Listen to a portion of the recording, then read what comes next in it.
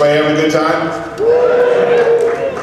All right, now who has been next door to the American Classic Arcade Museum room? Room 102. What'd you think? Awesome. Well, let me introduce myself. My name is Mike Stulir, and I'm on the board of directors for the American Classic Arcade Museum, and I'd like to welcome each and every one of you to our panel today discussing classic arcade video games. Before I introduce our panel, I would like to take a moment and talk to you a little bit about the American Classic Arcade Museum, or as we refer to it as ACAM. Our display next door is a very small sampling of our collection that we have up at the facility. ACAM is the first 501c3 nonprofit organization dedicated to the preservation and history of classic point-op gaming. As a nonprofit, we exist solely on tax-deductible donations and a charitable bingo game we run on a weekly basis. We're in the midst of a fundraising drive right now to help us continue to preserve these important pieces of Americana. The games that are here this weekend are all set up for replay. We encourage you to go over there, play as much, have as much fun as you want. But if you could, please stop by our donation kiosk and help us a little bit with our preservation efforts. That would be greatly appreciated. In the ACAM facility, we have over 300 games currently on display. And combined with our host facility, the Funspot Family Entertainment Center, we have even more under the same roof. Together, we are the largest arcade in the world as rated by the Guinness Book of World Records, which is a distinction that we were awarded by the Guinness organization in 2008. We're located on Route 3 in Weirs Beach, New Hampshire, which is about 90 miles north of here. We have plenty of information over in our room regarding our facility and also on our next big event, the 14th Annual International Video Game Tournament, which is in early June. Steve's been to that event before, so it's a lot of fun. And we certainly encourage everybody to check that out and think about coming to our competition in June. Information on that also can be found on that and also on our ongoing events at the museum at www.classicarcademuseum.org. Before we get started with the panel, I have one other thing I'd like to do. I'd like to thank a few people for all their assistance with making everything happen this weekend. We have a small army of volunteers here this weekend and every prior event here at PAX, and we could not do what we do without our volunteers. First off, ACAM President Gary Vincent, who's hiding back there in the corner. Gary's the heart and soul of our organization. He is the glue that holds us together, and I want to thank Gary for everything that he does to keep our organization going. I cannot pull off the business end of this event without Gary taking care of all the logistics, and personally I want to thank you for everything you do, Gary.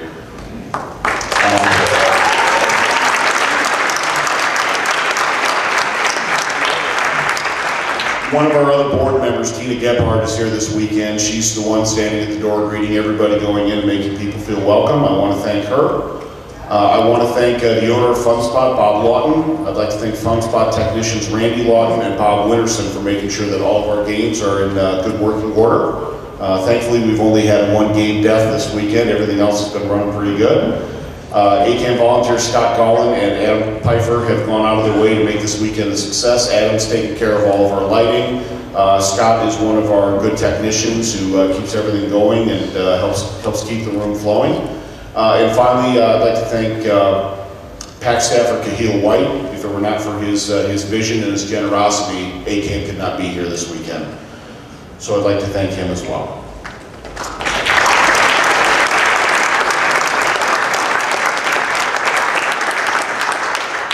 Well, now it's time to get to the panel.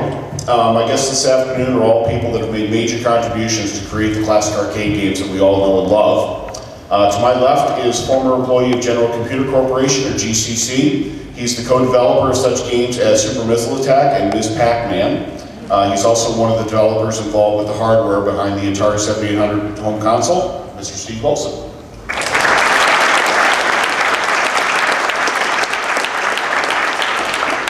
Next to Steve is another former GCC employee who's best known for creating Atari's classic coin-op game Charlie Chuck's Food Fight, Mr. Jonathan Hurd.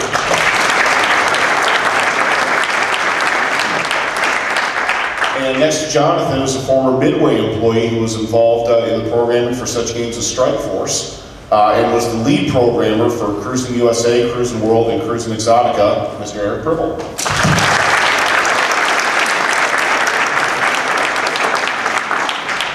Steve and John, I'd like to start with you guys first. I wonder if you could take a minute and give us the story of how GCC came to be and what your goals were when the company was founded. Oh, I'll start. So, GCC started with two guys, Kevin Curran and Doug McRae, as partners who were MIT students. And making the story very short, but they opened the video game pinball concession in our dormitory at MIT, right across the McGregor House. And this is like 1977, and they partnered up to do with the pinball games, and gradually expanded into video games as well, and expanded into the dorm next door. And so for a couple of students to be running this arcade route was kind of fun. And in 1981, they were looking for an enhancement kit for Atari Missile Command, which they had 3 of them, which were really popular at MIT, strangely enough, nuclear war and all. And they looked around for a kit to enhance the speed-up kits, as they were called back then, and no one had one. It was a very sophisticated technique that went into programming that game and the simple speed-up kits, and they thought about it for a minute, and they said, hey, wait, we go to MIT. I bet we could write one. And that's how the company started in their dining room, and then expanded into the living room. They were living off campus by this point. And so we started up General Computer to do these arcade enhancement kits.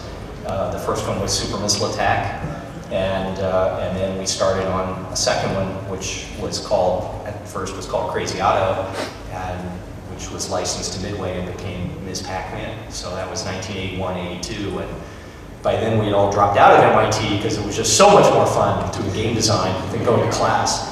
So 1982 was when we really started to take off, and we brought Jonathan in as one of an early employee. In late 81, but aren't you going to tell a story about Atari? And oh, I skipped over all of that. Yeah, so with Super Missile Attack, you know, there was like 5 of us in this house, rented house in Brookline, and we come up with this kit, and we take out ads and the replay and play meter, the 2 big trade rags, and start selling our kit. And the next thing we know, we're about to get sued by Atari for $15 million.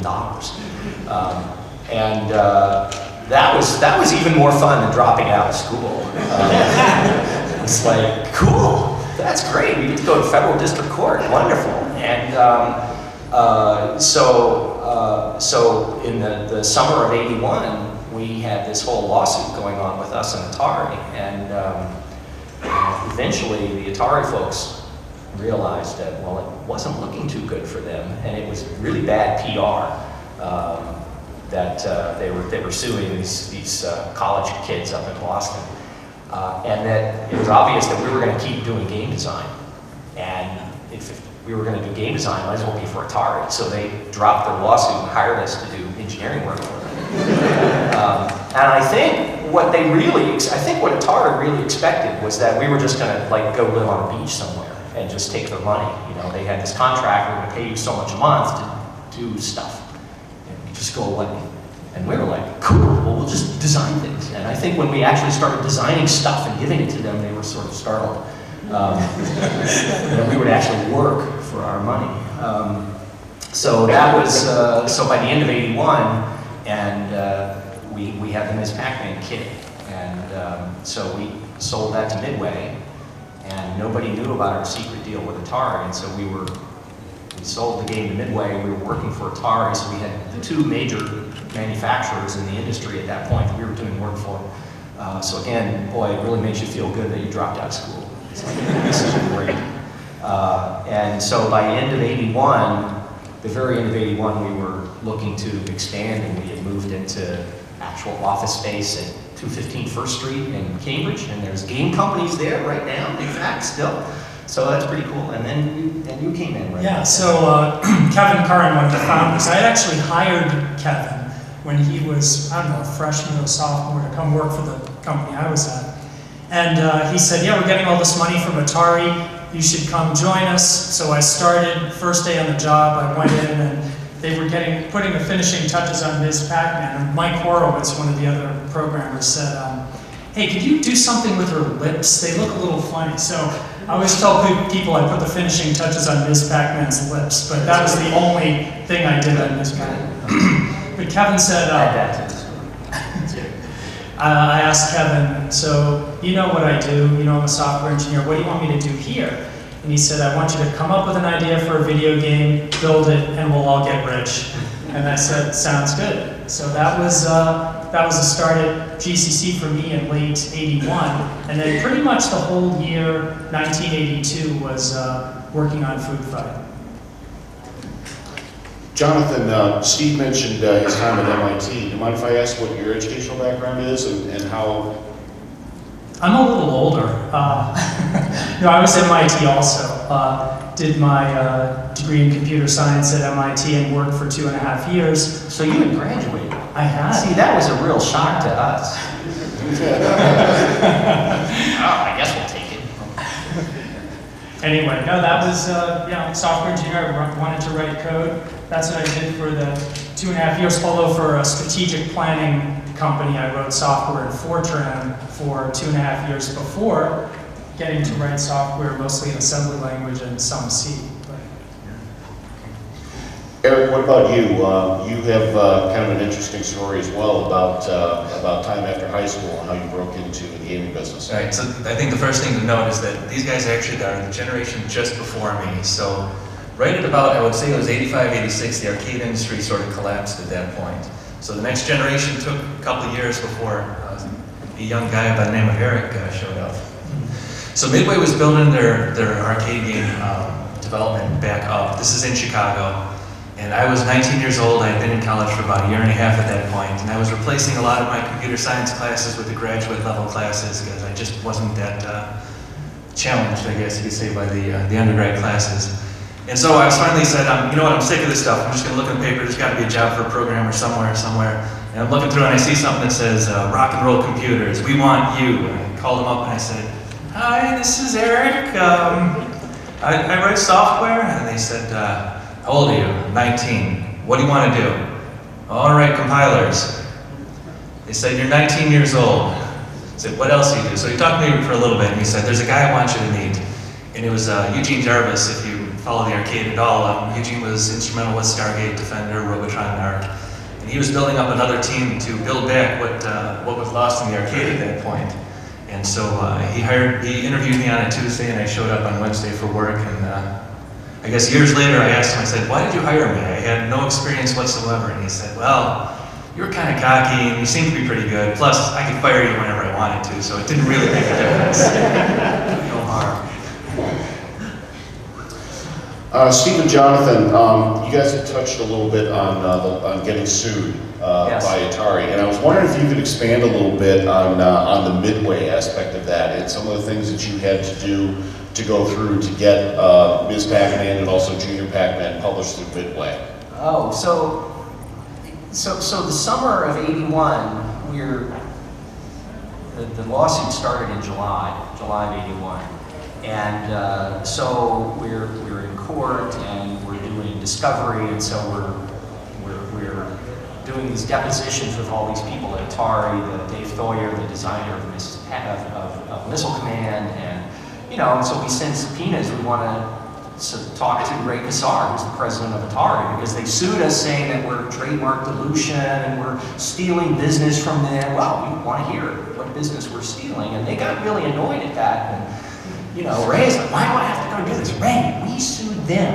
You have to go. And so that all led to this. But meanwhile, we were still working on our kit for Pac-Man, and we knew that it was going to be a big hit because Pac-Man had become wildly successful that year, 1981, and we could see the flaws in the gameplay. Because you could play patterns, you could play repeatedly, and so we said, okay, we have this kit that will help that out. And by late '81.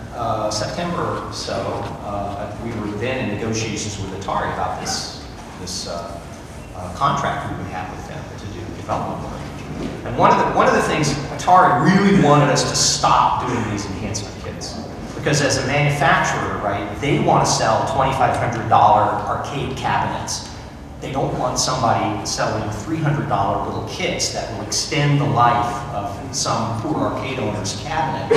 We want to get that out of there and sell them a new one. So in our contract, we agreed that we would no longer sell enhancement kits unless we had the permission of the manufacturer. And Atari figures, yeah, like, you're going to get somebody's permission to do this, right? So we still had the kit, and we wanted to do something with it. So we called up, Kevin Curran called up Midway, totally cold. I don't know if anybody was still around. Stan Jarocki was the guy we talked to. I don't know if Stan was still here. They totally called him up cold, or Dave Morovsky, I guess, the president. He called him up. So Kevin calls him up and is like, we have this kit for your game, and we're going to start selling it next week. And you may have seen in the, in the trade paper how Atari dropped their lawsuit against us. Nobody knew about the contract we had. All they saw was that the lawsuit had been dropped. And so we were looking like real kings. We had just pounded and trounced Atari in court. And we're calling up the Midway and saying, hey, we're going to do the same thing to you. And I mean, this is just total bull, because unless we have their permission, we're not able to sell it, right? And we got Dave on a good day, and he said, ooh, well, why don't you come and show us your game? Sure. And so 3 of us, myself and Kevin and Doug McRae, flew out to Chicago and showed them the prototype for Crazy Otto. And they had one of their top Pac-Man players come in and play it. And they were like, wow, this is really cool. And while we were there, they're like, oh, we have a new game coming out too. Let's show you our really cool, fancy new game. It was Bosconians. It's in there. You can go and play it. Yeah, Bosconians. That never went much. But so they were really excited about this, because Pac-Man was just about to stop production. And they had done 96,000 Pac-Man cabinets in less than a year.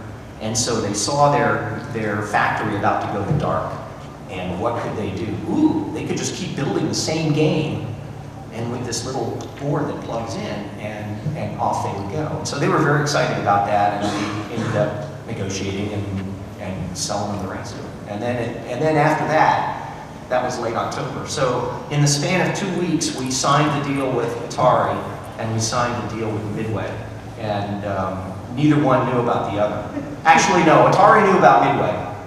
But Midway most certainly did not know about Atari, and they were kind of ticked off, because they thought that eventually, once they found out, they were like, oh, we figured you'd keep making games for us, and here you are offering Atari. So we'll do both. So the context on that one is interesting. The context for that. So 30 years ago, arcade games were a huge shakeup for the industry, because they were making pinball games, they were making games that mechanically would eventually just destroy themselves, and they wouldn't continue on. When these guys came in and started making video games, these things lasted forever. There was no easy way to have them just die off. And the concept of continuing that and extending that was just terrible. Yeah, from the manufacturing standpoint. Yes. They wanted it to, you wanted the lifetime of the game to be 6 months or 9 months or something. Whatever your production run plus like a week. Yes, that's right. And then it's going to be gone, and then another one will come in, which is why it's so cool that you guys have these old games, because they weren't really designed to last, and yet there's nothing in the game that wears out, right? So the mechanical things wear out, but the game that monitor gives out maybe, but it didn't run forever. Yeah, I mean, the other thing that we really run into on a regular basis is you see like poor layout on boards, where they'll put a battery at the top of the board, and then the battery runs out, the acid comes out, destroys the board. The acid runs out. It lasted 9 months, didn't it? Yeah, exactly. I'm actually really glad that we have a couple different generations of developers here, because one thing that has really evolved over time is the way that you guys go about developing the product, coding the development and board design and such. I was wondering if all of you could take a little bit of time and talk about the process you would go through. Once you've gone through and done your design on a game, can you talk a little bit about the process you would go through for actually coding the game and prepare for publishing? I would love to start. Start with the more modern. More modern. 23 years ago. You had hard discs, man. The way that you describe it, though, is a little odd to think of it as there was actually a game design, and then we coded that or something like that. It really was an iterative, evolving nature. It really hasn't changed. I've seen software development now for 25 years in the industry, and nothing really has changed, where you still really don't know exactly if you're on that cutting edge of building something, you still don't really know what it is until you start actually beginning building it. The Cruis'n USA, that first one, we actually wanted to do a game called Hit and Run. And all we were going to do was drive around and run things over. You can see that it actually did project itself into the game itself. But as we developed, we came up with, what if we started and we made this like Cruis'n, Route 66 or something, and we sort of drove Route 66 from Chicago to LA. And then we realized that between Chicago and about Nevada, there really isn't a whole lot of interest to actually see.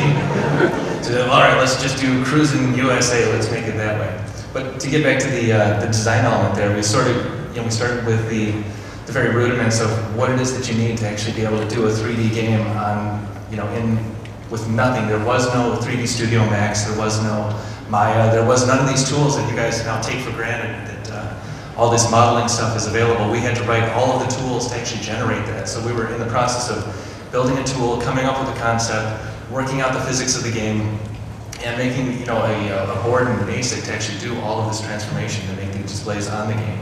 So it was all really happening at the same time with a crew of 6 people. It was I don't know if your experience was a little bit different, and I'm certain now that the way games are developed, you probably wind up with a specification and game design and all sorts of paperwork that even begins before someone will commit any money to that. If I had to do it now, I don't know that I would sign up for any of the things, knowing how much work was involved. But back then, it really was just, you started out and you started building it, and you just had such a passion for doing it. After the 3rd week of no sleep, you wound up with something that actually looked like, this could work, this could make sense.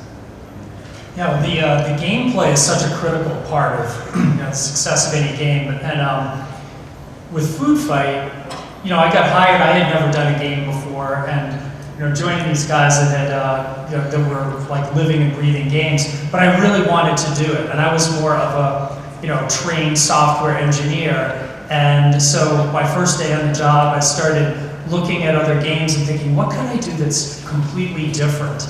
And so looking in arcades, there were a lot of games with fire buttons, and I thought, what else could a button be? And I thought it could be throw.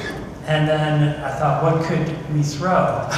And then, of course, food, obviously, right? So then the moment I had that idea, I thought, I was paranoid. Somebody else must have this idea. The game with the idea as good as Food Fight, I can't be the only one that has this idea. So I started working on it as quickly as possible, wrote a proposal. So I had started late December of '81. By January 4th, I had a proposal for the game that actually looks, if you read it now, I still have it, it looks remarkably like the game ended up being.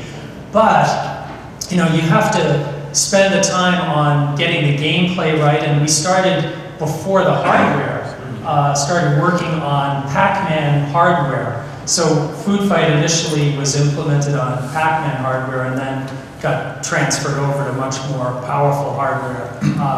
Pac-Man hardware is Z80, right? Yes. And Food Fight was a 68,000. We had 64K of ROM, 8K of RAM.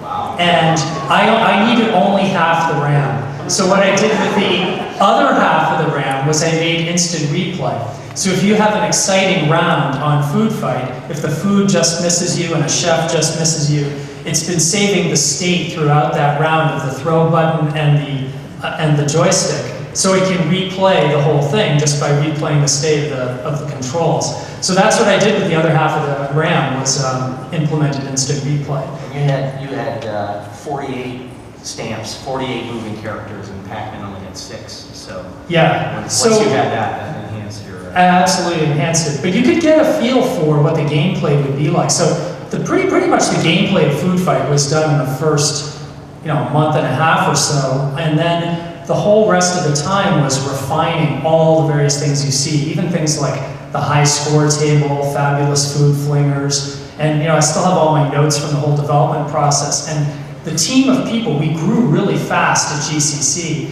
and the game development stations were all in the center of a room, like a lab. So while I'm working on Food Fight, my colleagues would come over and give ideas, and some ideas we'd implement, others not. But over time, it just got more and more refined, if you can call that refined. I mean, we're talking 30 years ago, so implementing just about anything was a challenge. But it was great fun, many hours, and lots of, we take it out to an arcade actually in Framingham called Fun and Games.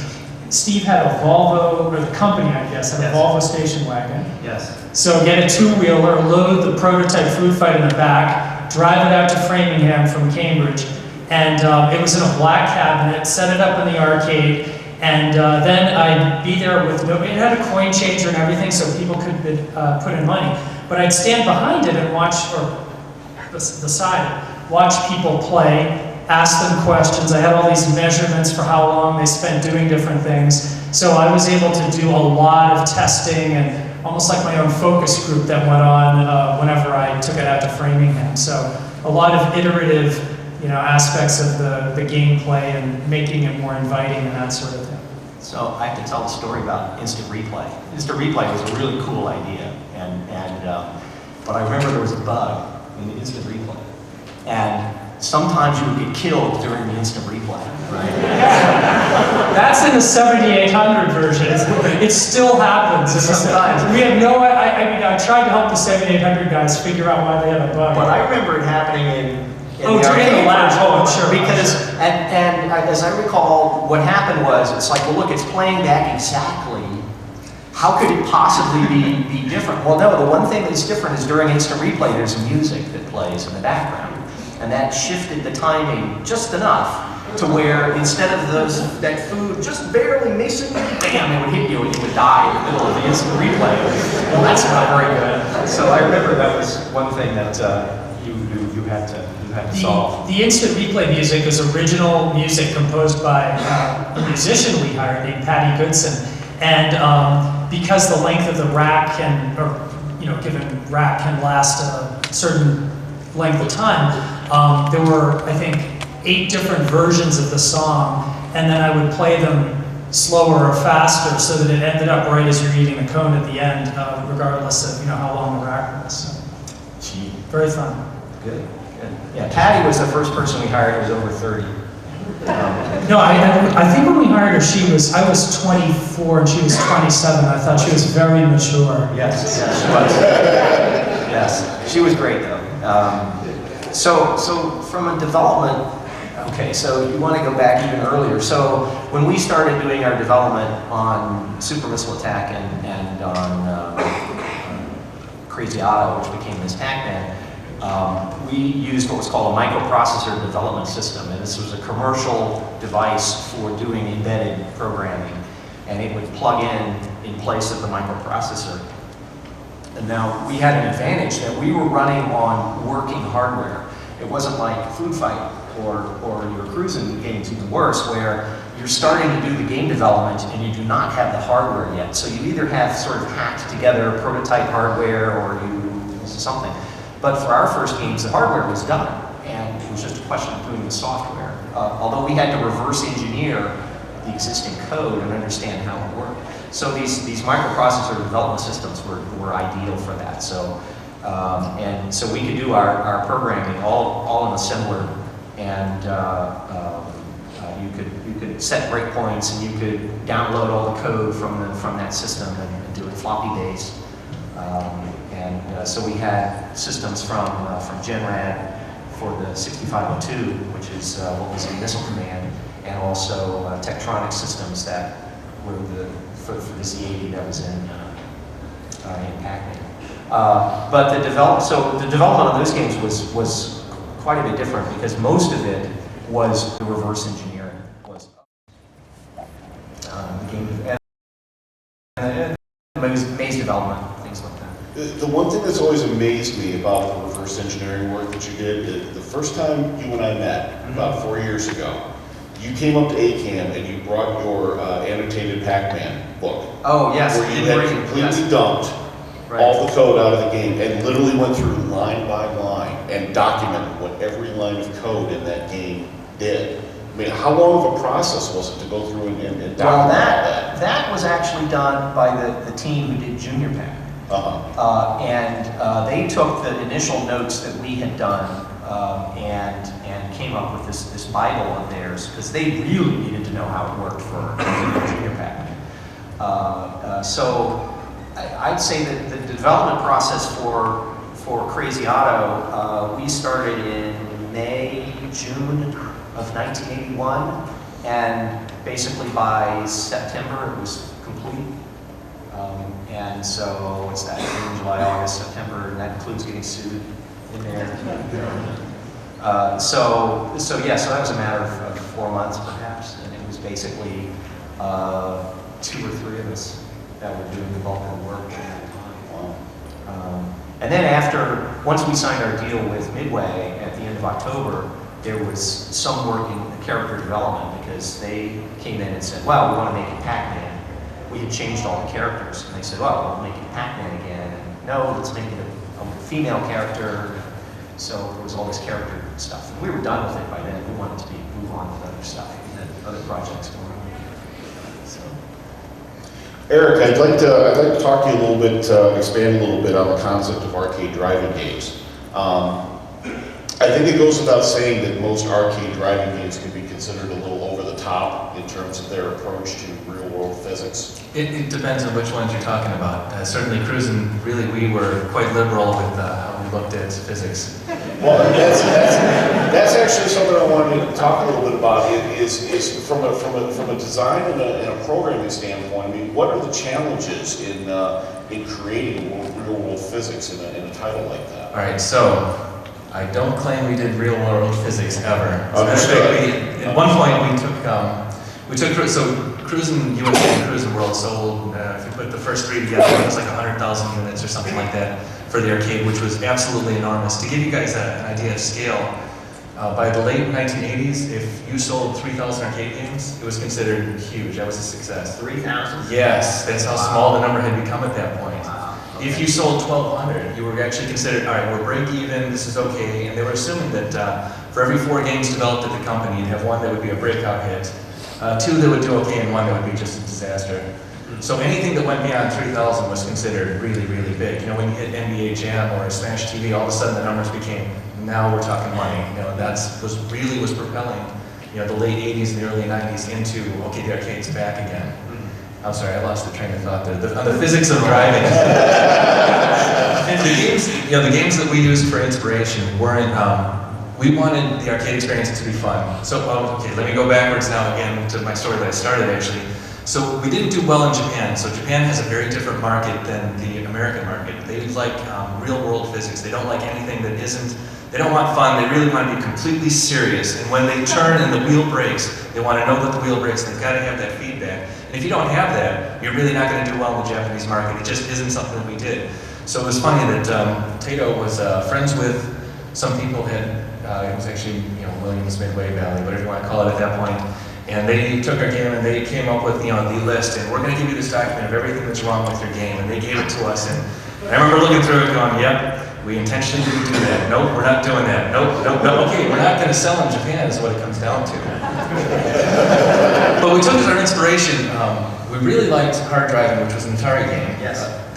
We thought it was a good game, but it was too realistic and polygons were flat. We wanted, you know, obviously the digitized images and everything. But we really liked Outrun. I thought Outrun was just a game where you could just have a lot of fun playing. Spy Hunter was another influence we used there. So when it came to stuff where we did a jump and we wanted to have, you know, if you do the physics really, that if you take your car while you're driving home and you go over a jump, you're going to go over the jump and you're going to immediately crash and destroy your transmission and your wheels and everything going on there. What we would do is we would do stuff like, okay, well, you know what, I think the constant of gravity is going to be changed as you are right after the ramp that you go there. Or if you begin accelerating, gravity once again changes, and if you can't your wheel. So we wanted it to feel right. This actually goes back to something that you were mentioning earlier, which is you spent a lot of time feeling the gameplay and feeling how that works. You know, the big difference between your generation and mine is that, you know, everybody's expectation for graphics was way higher. But the games that you guys remember now are still the games that they play right. And you see that even right now with, you know, when people get handheld devices and iPhones and, you know, different applications that you run on your stuff right now, when they get it right, you feel it and it's right. And when they get it wrong, it's a disaster. It's a disaster over and over again. You know, 80% of the stuff that we actually have to deal with in the consumer market is just junk. So when you actually hit something, so we actually worked really, really hard on saying, this is fun, this is good, the physics looks about right, yeah, let's make it better. And to make it better, let's just bend the laws where we need to make it, bend. It's entertainment. If you think about, the example always is, when you go to a helicopter simulation, do you really want to fly a helicopter? You've got a couple hundred hours of schooling that you're going to have to go to just to get that thing off the ground. You really want to go uplift, you want to push a button that has a machine gun that's just going to lay waste to everything in front of you. So, to sum up, physics, yes, important, for a while. Gameplay, way more important. User interaction, way more important. Yes, yeah, exactly. That's right. I think it goes without saying as well that company culture during the arcade development heyday was pretty radically different from corporate culture now. I was wondering if you guys could elaborate a little bit on what the office environments were like in terms of day-to-day function. You're recording this, right? We are. Yeah, start with Eric. No, start with you guys first. I want to see how the water goes first. So, we were on the periphery of Atari. We sort of got all the good parts of Atari because they did the marketing, the manufacturing, the sales, and we could just do the engineering. And Atari, back in the early 80s, it was sort of like today. Imagine if you combined Google and Apple and Microsoft and you wrapped them all in AT&T and you wrapped them all into one company. And that's sort of like Atari was the definition of cool, high-tech, amazing consumer place to work. Right up until 1984. So we were kind of on the outside of that and had our own little culture that grew out of MIT. So you should see pictures of the inside of our renovated space that we built. We renovated 2 floors of 215 First Street. Oh, if you're going to have 2 floors, you have to have a stairway in between. If you have a stairway, well, then you better have a fire pole. So makes sense. There's actually a long story about the fire pole and getting it through the building commission at Cambridge. I can tell that offline. So we did that, and we had our corporate chef and who fed us. And one thing, and as part of the renovation, Kevin said we are not putting in a shower because he said if we put in a shower, people are never going to go home. And so it was, it was just this cool, fun thing to do. You're designing games and you're getting paid for it, and it was just great fun. We had a company annual trip to Disney World, where we're all packed up and went to Disney World, and that started right after you joined. We had the Manny show. Manny Gerard, who was the president of Warner Communication, who owned Atari, came out to visit us. This handful of little people in Cambridge, right? He comes out in late January, early February, and we show off what we're doing. It's like, oh, that's kind of cool. Hey, I'll be back in 4 weeks. I'll come see what you guys are up to. So we went into just massive overdrive of those 4 weeks because we wanted Manny to come back and be absolutely just blown away by the quantity and the quality of work that we could do. Far beyond whatever the Atari folks out in California could do. And so Manny comes back 4 weeks later, and he's just absolutely blown away. And then off to Disney World. That was our reward for doing the Manny crush there for 4 weeks. It was a surprise. Yes. Doug said, "We're going to Disney World tomorrow. Get your stuff. We're going." Yeah. There was only 17 of us the first year, and I think the third year there was like 80 or something. 100. It was huge. It was huge. But it was great fun. So you got to go for 3 years. I did. And then it all went away. That's the sad part of the story. But we worked long hours. It was really fun. We had fancy cars. We had I had a beanbag chair in my office, which people occasionally crashed on. In fact, one time in my office, I was showing somebody something. All of a sudden, somebody rose up from behind my desk and been sleeping under my desk in a beanbag chair. So, just more things are coming back to me about what we used to do. There's a lot of juggling. People juggled a lot. That was fun. And in 1984, there was this amazing new technology called CDs. It's like, wow, CDs. So we had some of the very first CD players ever, and so everyone had their cool CD player there and listened to music on these shiny little discs. And, so it was this very high-tech, cutting-edge sort of feel to what you were doing. What was it like your generation? What was it like that? Yeah. And then we sucked all the fun out of the industry. You guys were in the golden age, I think, when money was raining down for. I think I'm legally under non-disclosure to talk about most of the events that happened within the building. It's been a long time. I was trying to scan the audience of how many young kids are here. So. Yeah, who's over 50? Yes. Sorry, that's a bad joke. You know, when we came back in the very late 80s and 90s, all of us were like, 19 through, I think if somebody was 23, they were considered absolutely ancient. So, that entire culture, we lived, worked, did everything. It was one constant, you're just at work all the time. You ate dinner there. We didn't have a chef or anything like that, so.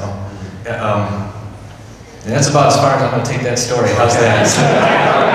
But games are, you get this instant gratification from working on games because it's something you can play with right away yourself. And it's something that you enjoy the finished product. It's like, hey, I program spreadsheets for a living. Whoa, that's exciting. I mean, there's engineering challenges to it, but the finished product is not, it's not like something, hey, let's go grab a beer and play with my spreadsheet, It's, so you have and continues to be this way today, the fun of playing with games, because you're creating this thing which is really cool and interesting, and the personal gratification. Oh, one thing that was really cool, I just realized about our culture is at one point Kevin said to me, I don't like the way that character looks, and you've got to make it like this, and if you can't do it, maybe we should hire an artist or something. And I said, I think maybe you should. I started calling his bluff. And then we had 4 artists. And these guys were awesome. They were literally artists, talented guys. And, a lot of the things we ended up doing were heavily influenced by them, but they also brought something else to the culture as well, because the rest of us were MIT engineers, So we have these artists come in. See, by the time that I got there, that stuff was already established. So the artists were like guys, literally, fine artists who just came in, and they were now dropped from the comic book culture right into making video games. Same thing with the sound designers. We had real sound composers the whole time. So we had just a whole fleet of people that we used. All that stuff was very real and already in place by the time I got there. Yeah. So that was just starting to happen when we were there. It reminded me of another technology thing, talking about early technology. So when you were designing your character, the graphics for your game, and now we have all this amazing software to help you do that, and you had software tools. We had a character development system that would, what if this pixel is this color and this pixel is this color. And when we were doing this Pac-Man, we bought a light bright. You laugh. Honestly, it worked great, and so we had a light bright, and so you could, well, what if this was this color, and what if you took this pixel off, and then you put a sheet of white paper over it as a diffuser, and you turn off the lights, and you can sort of look at it and say, oh, I like that better, and do this. And so that's how we were doing development, to figure out what we were going to do. See, 10 years later, that stuff didn't end, so we actually had to, again, there's, the 3D tools that existed, there were none. We couldn't, they said there was, Silicon Graphics made workstations, and the workstations were $70,000 each. Oh, yes. And it's still, tiny little startup company. We're not going to pay that kind of money. Yeah. So we had to actually write our own software that would render 3D polygons in 1990 in real time, so the artists could actually figure out what it is they're doing. Now that stuff comes in. Yeah, so a lot of building your own tools. Yeah. To make things. Oh, but here's a sophisticated thing I just thought of with character development. So if you look at the characters, I know, it's coming back. If you look at the characters by characters, I mean the letters in Pac-Man and Ms. Pac-Man, you'll notice it's one color and then it's black behind it. In Food Fight, I learned this thing when I was at the Architecture Machine Group, now the Media Lab at MIT, of de-jagging characters. And now everybody does it all the time. If you look at the edge of a character, it's not just like color and then white background or whatever background. There's intermediate colors like grays if you're going from black to white. So Food Fight has de-jagged characters because I wanted nice, smooth-looking characters. And as far as I know, that was the first time that was done. So some do-you work.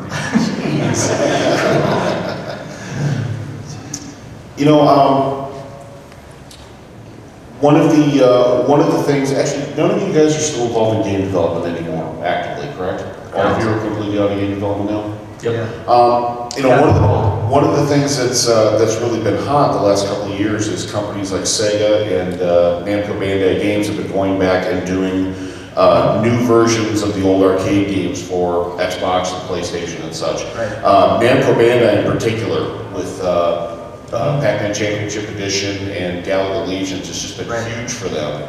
Sega with Afterburner Climax, also again very huge for them to go back and revisit the old title and bring it up to a little more modern standard. Now, I'm wondering if that type of game has inspired any creativity or any desire within you guys to go back and revisit some of the titles you worked on previously and bring them up to a little more modern standard. I'm in just such a different place now, I have to say. No, one thing about writing games, it's very rewarding, as Steve mentioned, but it's also a very sort of personal thing. It's just you, and you're writing the code, and you're seeing the results, but as you get more advanced, I guess, in your career and learn things, and you can have other people working for you, and you can actually make a lot more money by managing other people, and you can get a lot more done. So I love programming. I actually told my wife when I retire I want to write software again. I don't know if that'll actually happen, but it's just a fun thing to do. But you can't on your own change things as much as you can when you've got a lot of people working for you. I don't know. So, my personal opinion on this one is that every time you create something, no matter what it is, if you're writing software, if you're doing crochet, I don't know what else you'd be doing at that point, but whenever you build something for real, you leave sort of, a little image of yourself there back in that piece that you created. So that Cruis'n was me, 20 years ago. I have no interest in going back to that again and reworking that. There's other stuff I'd like to do, but that's not it. No, I don't think so. One of my mottos, better to be a has-been than it never was. So I do think you like that? Oh, yeah. So you can use that one. So it's like I think like what Jonathan said, or Eric, that was part of my life, and it's not anymore. And it would be great fun, but it would be very different now. And plus, I think we really need to make room for the kids out there to actually go and do a better job than we did. Yeah, exactly. I think, and it's so, I could not go back and say, oh, I'm going to do this really cool 2600 game and have it come out in the marketplace and be a big seller. It's like, no, that's gone, isn't it?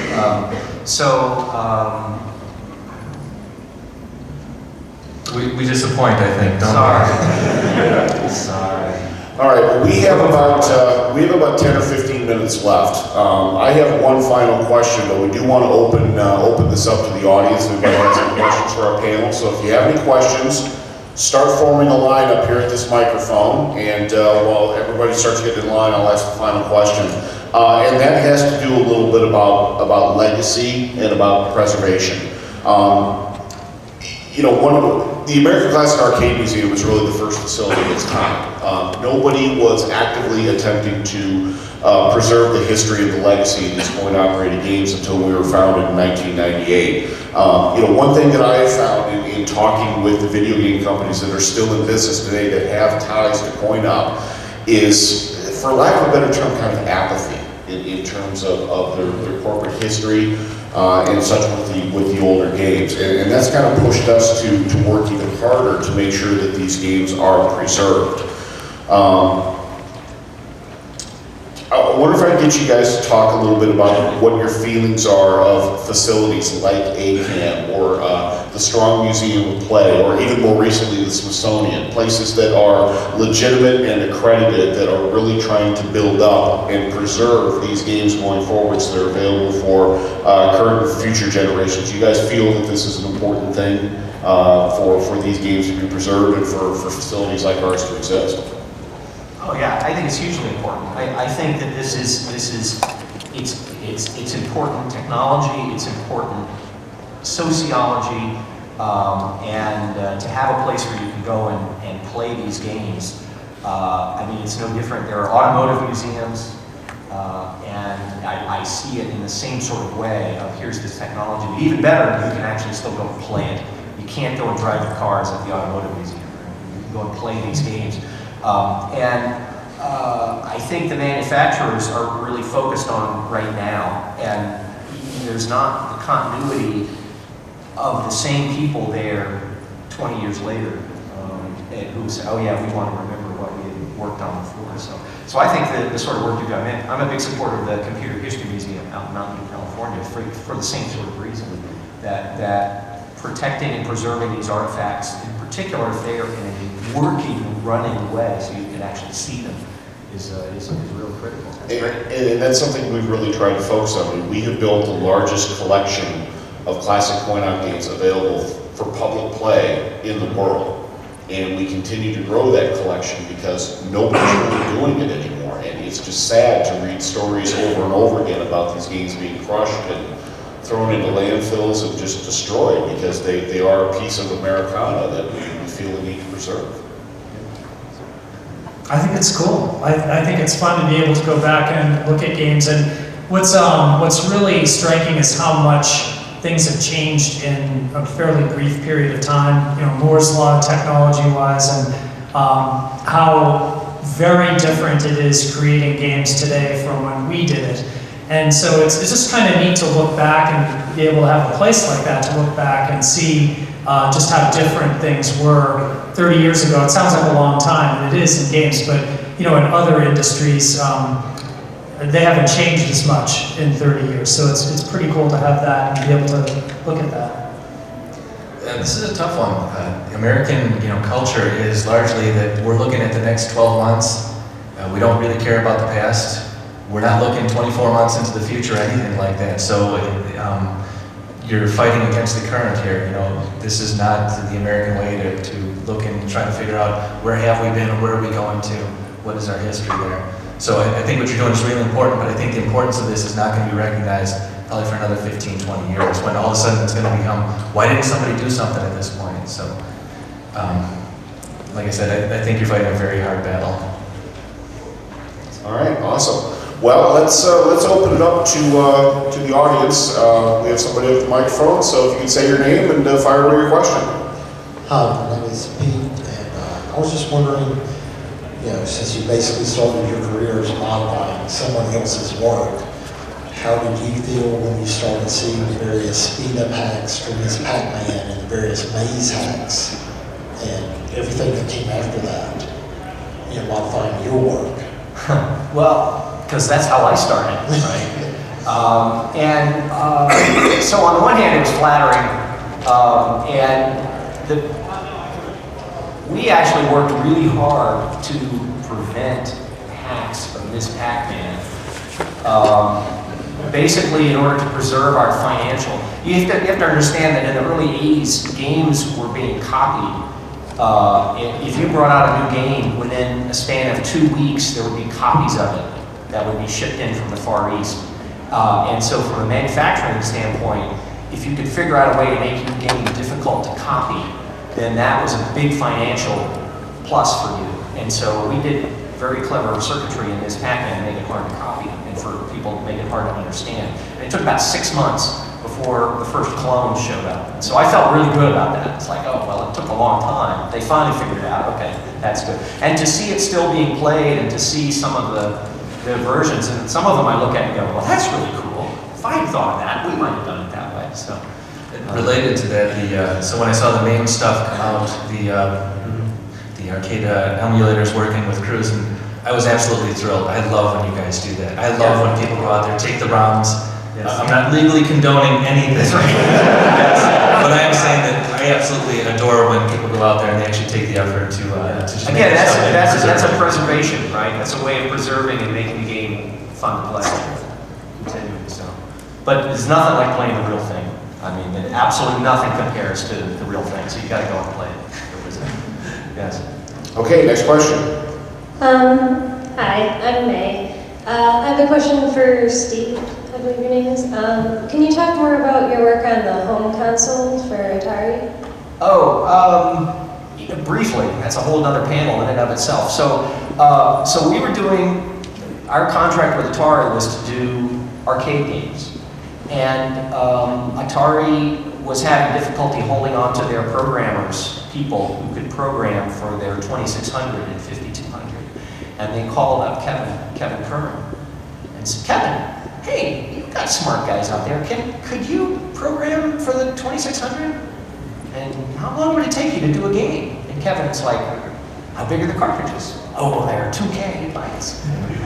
Some of the big ones are 4K bytes. Kevin is like, grabs a number, 6 weeks. It took us 6 weeks to do it. Ooh, really? Okay, cool. So we started getting work from Atari to do games for the 2600 and the 5200. And what we got very good at doing were arcade conversions. So Atari being the #1 name in the industry, any arcade game that came out would license their game to Atari to bring it out on the home consoles. So we got Centipede, and we got Xevious, and we got, you know, Battles, you know, so all the Atari games, obviously. 60 but all these titles, others. I think. Yeah, so huge number of titles, and so we got very, very good at doing these cartridges. So for the 2600, 5200, and the Atari home computer. And in the middle of that, Atari started saying, well, what's our next generation game unit going to be? 5200 was a real flop for a variety of reasons. And so we sort of dreamed up this idea on our own for a way to enhance 26, make it compatible with the 2600 and yet enhance it. And Atari was, okay, sure, go off and run with that. And so again, this sort of skunk works. So that became the Atari 7800. So we did the hardware development, that was 1983, 1984. We did the hardware development, custom chip design, 14 cartridges, all in Cambridge. And Atari provided the manufacturing, the mechanical design of the plastic for the console, and all that. And so that became a huge part of our work at GCC, was doing this work for the 7800. And then in 1984, it all went away. You know, Atari lost $600 million a year, and video games stopped. So that's the quick story. But the 7800 and all the games, I mean, they had 100,000 of them in a warehouse ready to ship in 1984, and it just got shut down. 2 years later, they eventually started selling them, and they actually did quite well. And you wonder what would have happened if that had come out in 1984. It was up to Nintendo to revitalize the home industry, and what if Atari had kept on in 1984? Thank you. Sure, that's the quick story. And thank you to all of you guys. I'm part of the younger generation. I'm only 17, but I really Yes. want to thank you guys for all your work on like those old games and providing a foundation. Keep playing, it's fun. Yeah, there's still plenty of young people who enjoy those games, so thank you. Thank you. Cool. Okay, next question. I'm Alex. The assumption that a lot of people my age and a little bit older have about how arcade games were designed was that they played, the large influence was they played to that coin-op, sort of like the need to sort of have the player fail at some point to put another quarter in. Oh yeah. Was that something that you were at some point told explicitly, hey, keep in mind you have to do this, or were you just aware of that? Like, how did that question influence your design decisions? So I had statistics I kept the entire time. I was testing Food Fight, and then, you know, if it's too easy, people lose interest. It's almost putting more quarters in actually in some ways keeps your interest level because it makes it more challenging. So I would just see how long people played and how long it, you know, what their interest level was, and measured a bunch of stuff, and then Atari would put it in a field test and say, here's how many, you know, here's how it did spending-wise compared to other games. And so it was keenly on my mind to not make it too easy, but it was less about how many quarters and more about how easy it was, how challenging it was, and whether people would come back and play. So we had a little bit different. So we, when we went on test with the games, the number of quarters that actually went into the box was counted. So every single thing, we had tried to get it right at about 2 to 2.5 minutes per quarter, per token. The coin box was a huge, huge indicator of how successful the game is going to be. So if you go out at 8 test locations and you wind up getting a large percentage of the coin box take for that week, it's a huge indicator that it's probably going to be very successful. And then you'll be able to use that marketing data to actually go to the rest of the world. So if you did very poorly in the coin box even from the start, you might not even make it into manufacturing. So it really was a brutal thing. Yeah, so if you think about it from the arcade owner's perspective, okay, he's got room, he's a big arcade, right? He's got room for 30 cabinets in there. Well, how much money is he going to make per week from each of those cabinets? And, okay, if you buy this game, you're going to make $250 a week. If you buy this game, you're only going to make $110 a week. Which one are you going to buy? And that's all about how many quarters, how long that game is. So you want it to be a very interesting game, but you want that game to be over in a couple minutes. That's how we got started with the enhancement kits, was that because players got so good they could play the games forever. So the revenues to the arcade owner just drops off, and he's going to move that game out of there. So if you make the difficulty level, you raise the difficulty level a little bit, the player likes it better because now it's a challenge again. And the arcade owner likes it better because now he's making money again. And so, but there is that fine line there of how you... And then this is always what made it very difficult to go from, arcade back to the home or home to the arcade. Yes. It always was, okay, the gameplay is going to be a little bit different and it's not going to be the same. That was a problem. That was one thing that we failed to understand at General Computer when we did some of the home conversions. We were so tied to making it exactly the same as the arcade that you played our pole position, for example, and it played and it stopped. It's like you did your 8 laps and then it stopped and that was it, because that's the way the arcade worked. It's like, no guys, this is different. They want to play forever, and so we should have changed the gameplay, but we were too tied to the fidelity of it. So it's two very different worlds. Okay, we only have a couple minutes left, so we need to get through these last questions really quickly. Next question, please. I'm Jacob.